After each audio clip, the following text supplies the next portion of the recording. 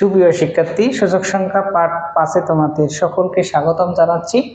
a square b inverse divided a inverse 2 আর কত b। ঠিক আছে, যদি এই অঙ্কটি হয়ে থাকে তাহলে আমরা কিভাবে সমাধান করব একটু দেখবেন। আমরা মূল টানটা দিলাম, তাহলে ইনভার্সের সূত্র কি? যদি ইনভার্স থাকে এরকম, বুঝতে পারছেন, এই সূত্রটা প্রয়োগ করতেছি। তাহলে a স্কয়ার বাই কত b, ইনভার্স মানে 1 1টা লিখলে হয়, না লিখলে হয়। আর উপরে কি থাকলো b, নিচে থাকলো a স্কয়ার, তারপরে হলো 2। এখন a স্কয়ার বাই b লেখা যায়, আর a স্কয়ারটা উপরে লেখা যায়, নিচে b লেখা যায়, বুঝতে পারছেন আপনারা। তারপর 2, এখন পরে পরে যোগ হয়, তাহলে 2 + 2, নিচে হলো b 1 + 1।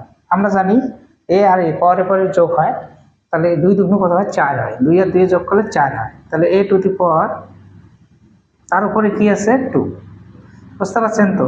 তাহলে a টু দি পাওয়ার 4 আর b স্কয়ার, তার উপরে বলেন তো কি স্কয়ার আছে।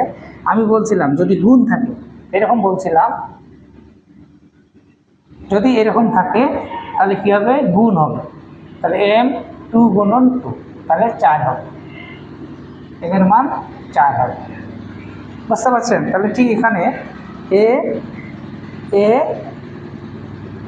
4 গুণন 2, নিচে আছে কি বলেন তো? b 2 গুণন 2, তাহলে a 4 2 8 আর b, বোঝাই দিচ্ছে, একটু মনোযোগ সহকারে দেখেন।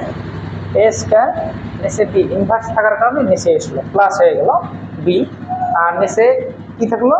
ইনভার্স, নিচে এসলো প্লাস a স্কয়ারের square, a square by b, আর এখানে a স্কয়ারটা উপরে যায়, bটা নিচে আসে।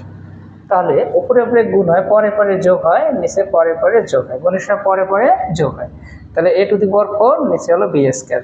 তাহলে ব্র্যাকেট থাকার কারণে গুণ হয়, গুণ হলে কি হয়?